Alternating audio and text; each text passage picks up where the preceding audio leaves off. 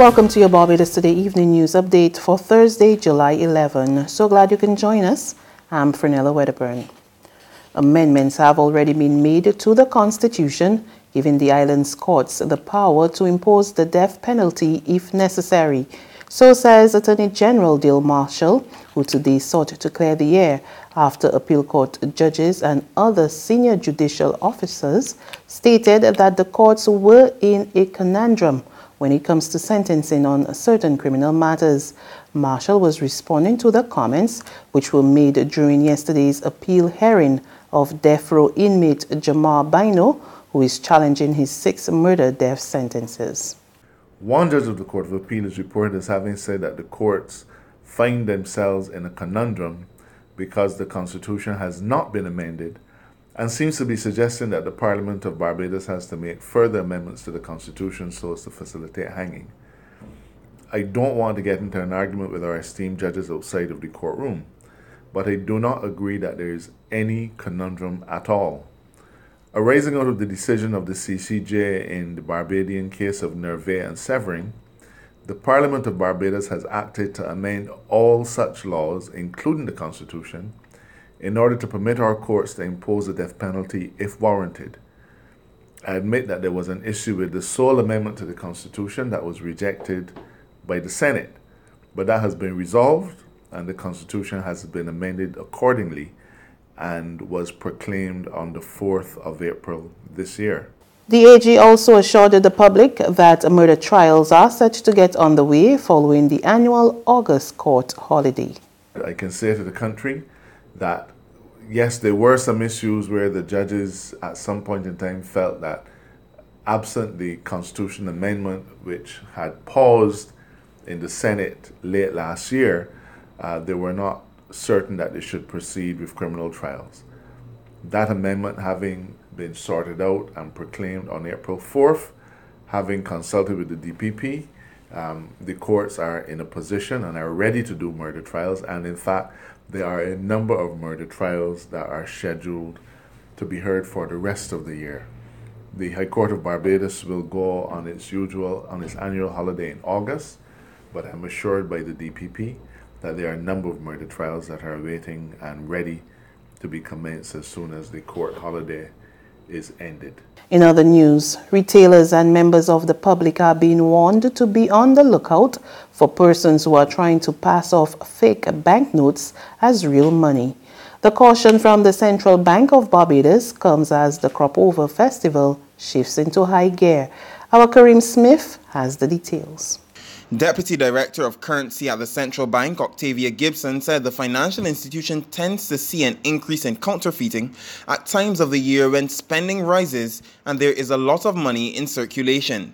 She said counterfeiters try to take advantage during crop over in particular, when a lot of activities take place at night and when many of the persons collecting money at fetes and working in stalls are not used to handling large amounts of cash. Gibson explained that people can protect themselves from counterfeiters by becoming familiar with and using the security features on Barbadian banknotes, while businesses that have UV lights are being encouraged to use them. The central bank official says persons who receive fake money should take it to their bank, a police station, or to the central bank, but do not try to spend it because passing a counterfeit is a criminal offense that carries a prison sentence. Kareem Smith for Barbados Today. Managing Director of Blue Tourism Inc., Philip Tempro, says the $50 million Blue Horizon Hotel, expected to be completed in 2021, will employ 300 persons during the construction phase and another 300 persons on completion. Additionally, he says it will also bring in US $10 million to GDP annually. Tempro was speaking at a private press briefing this morning at G&A Communications. Barbados' hosting of peace talks between warring political fractions in Venezuela, which is being brokered by Norway, is a vindication of CARICOM's approach of a non-intervention into the affairs of the South American nation. That's according to Barbados' ambassador to CARICOM, David Commission, who praised the region for staying the non-interventionist course in the face of pressure from larger nations. Commission, who this morning delivered a report on the recently concluded CARICOM Heads of Government Summit in St. Lucia, contended that it was never too late to use the power of dialogue to settle conflicts. That happened in Barbados between Monday and Tuesday. This, to my mind, is a consolidation and vindication of CARICOM's diplomacy of peace. I think the world is coming to recognize that the position taken by CARICOM in favor of peace and dialogue was the correct position. There were others, big countries, who were saying at the time that the time for talk is over. There's to be no talk. There's to be no dialogue. CARICOM spoke truth to power when we said to them that the time for dialogue, the time for peace is never over. Minister of Small Business, Entrepreneurship and Commerce, Dwight Sutherland, has welcomed the Climate Launchpad Green Business Competition as an innovative way to tackle climate change in Barbados. The competition was launched last evening and will see several small businesses competing for a spot in the national final on August 23rd. Sutherland said climate change is a growing concern to Barbados and other Caribbean countries, and the government is committed to reducing its carbon footprint and protecting the island from the impacts of natural disasters.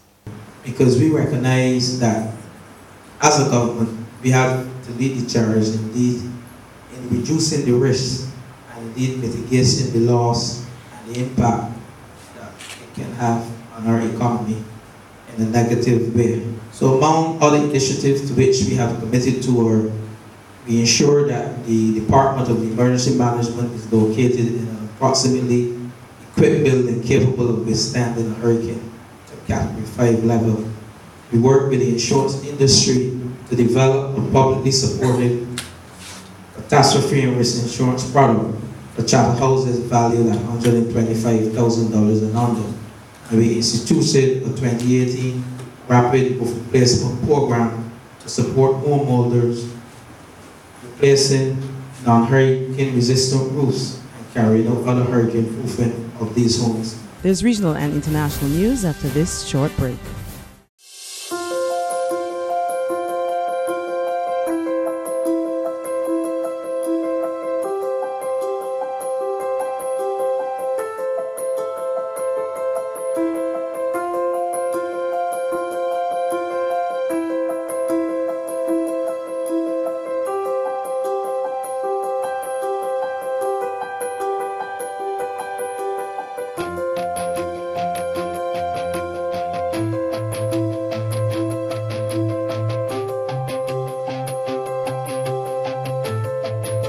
Barbados Today, news you can trust.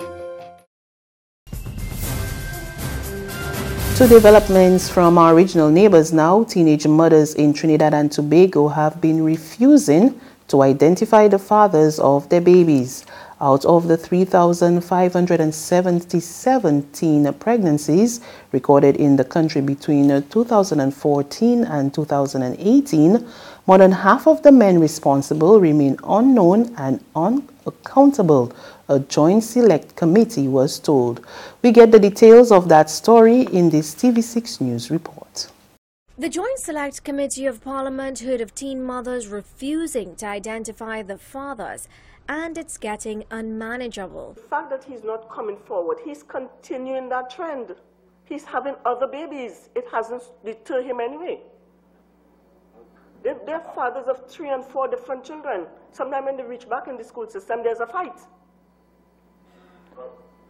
Ms. Allen Ross says it's teen mothers who suffer as they are ostracized by society, made to abandon their education, and their babies are born disenfranchised.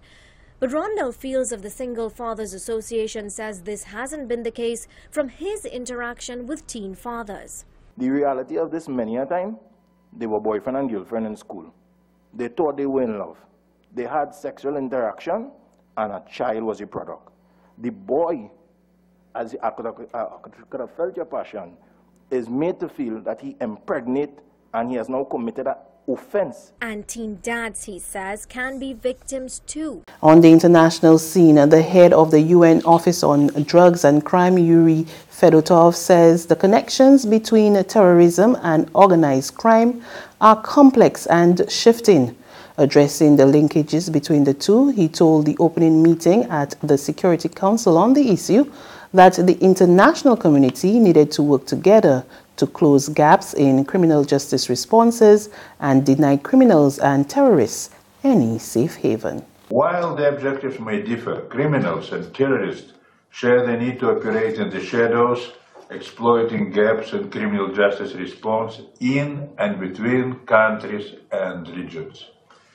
Terrorist tactics can be employed by organized criminal groups, while terrorists raise funds through criminal activities. Human trafficking for sexual exploitation, child soldiers, and forced labor can be used not only to generate revenues, but to strike fear and recruit new fighters. And that's news. But for the very latest, visit our website at www.barbadostoday.bb. You can also subscribe to our e-paper, email updates, or like us on Facebook, and sign up for our breaking news alerts via WhatsApp. We're also on Izumi Media and bus terminals, as well as screenplay at supermarkets and gas stations near you. And you can also hear us on Mix 96.9 FM and Capital Media HD 99.3 FM. I'm Fernella Wedderburn. Good evening.